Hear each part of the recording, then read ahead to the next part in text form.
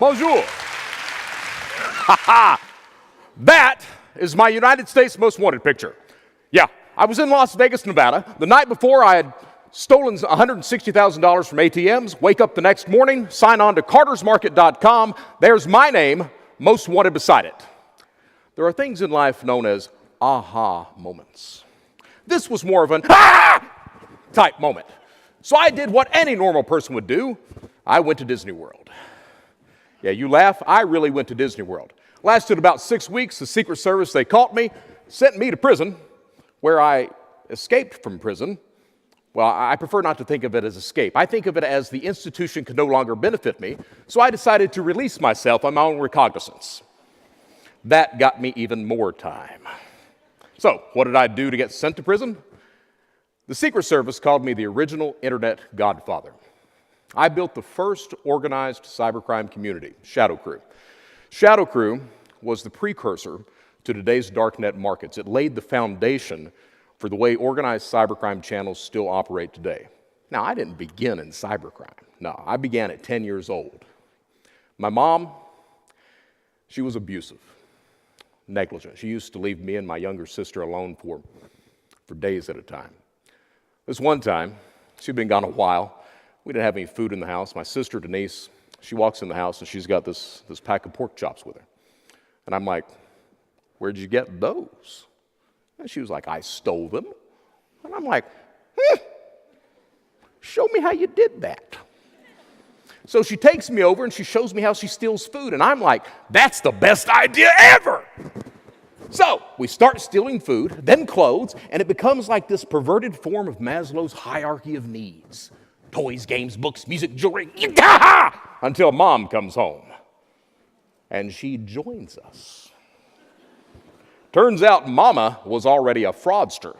As I got older, I got involved in the types of fraud she was committing: insurance scams, stolen cars, benefit fraud, forging documents, until finally, in 1996, I committed my first cybercrime: Beanie Babies. Yeah. In the 1990s, these things were the high-priced collectible. This one, Peanut the Royal Blue Elephant, sold for $1,500. $1,500! I'd buy a cheap gray elephant for $8. Take it home, dye it blue.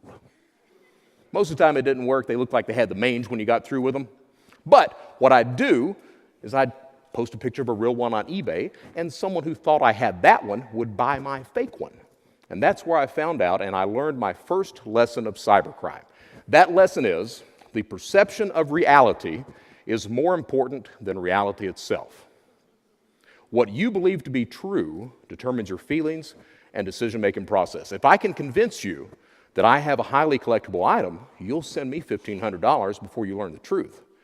If I can convince a government agency, financial institution, or merchant that I'm you, the chances of them giving me access to your accounts is pretty high. How easy is it for me to become you?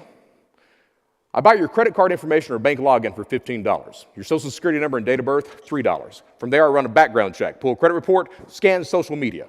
Gotcha. That gives me all the answers that I need to any security questions asked. From there, I pick up the phone, call the financial institution, spoof the numbers so customer service sees your number, not my number. The caller ID and the info that I have is enough to convince them that I'm you and give me access to your money. Cybercriminals? Not really computer masterminds. A lot of people think you're these hackers who, they wear hoodies, they're in their mom's basement, hunched over a keyboard, breaking into any computer system they want to. That's very, very rare. Very few people have that ability. Most of the time, they're just very good social engineers. They know what it takes to manipulate a person and to skew that person's perception of reality. They're friendly, personable, outgoing, just like me. Cybercrime, not rocket science. For cybercrime to be successful, 3 things have to take place. You have to be able to gather data, commit the crime, and cash out. All 3 have to work or the crime fails. The problem is that a criminal is not good in all 3 things. A criminal is good in 1 thing. Sometimes he's good in 2 things. Very rare that he can do all 3. That's why these darknet markets and forums exist. They allow that criminal to network with other criminals who are good in areas which he isn't. Cybercrime is not a solo activity, it's a group effort. It's that networking that changes a small crime into $1 million crime. This idea of elite hackers and automated attacks, those things are out there, but most of the time, it's just a botnet of humans working together. Tackling cybercrime means that we need to look at more than just our idea of those elites and those automated attacks. We also need to focus and understand those human networks. Last year, 2017, cybercrime cost the global economy over $450 billion. This is no longer a crime that governments can arrest their way out of. It's too big for that. We need to do other things. We need to find other methods to tackle the problem. First and foremost, self-awareness. Every single person online needs to be diligent and take the proper precautions. Use a password manager. Be careful of what you share online. Protect your privacy and data. Truth is, humans are always the problem. Fake news, that happens because people don't verify what they read. There's no patch for human stupidity. Now, there are some tech solutions on the horizon. One of those is digital biometrics, iris scans, the way someone types, the speed they type, the angle they hold their mobile device. That and more is unique to each specific person. Using a biometric approach to fight fraud, to verify identity, means that it doesn't matter if a thief has your personal information or credit card details. If the biometrics don't match, he can't use them. Then we have this thing called the blockchain. Bitcoin. Well, blockchain is more than just cryptocurrency. It can be used for a variety of factors. It can be used to verify identity, validate news stories, fake news. It can be used to fight fraud. The security that's inherent in blockchain means that it's going to solve, when it gets figured out, it's going to solve a lot of our problems. Me? I spent 30 years breaking the law. 30 years. Today I'm fortunate to be able to do good. I work with a variety of Fortune 500 companies, consumer groups, law enforcement like the FBI. Just launched a podcast at onlinefraudcast.com. I've seen the internet go from being a fad to a cornerstone of daily life.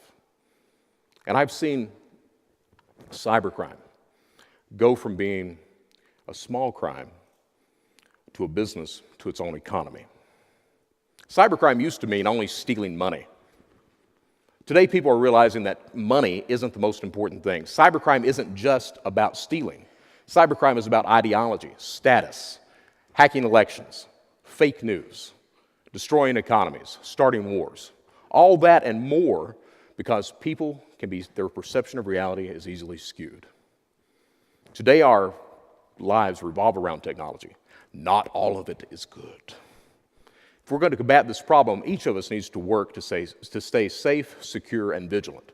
Because in a world where perception is more important than reality, information is the only currency of value. Thank you.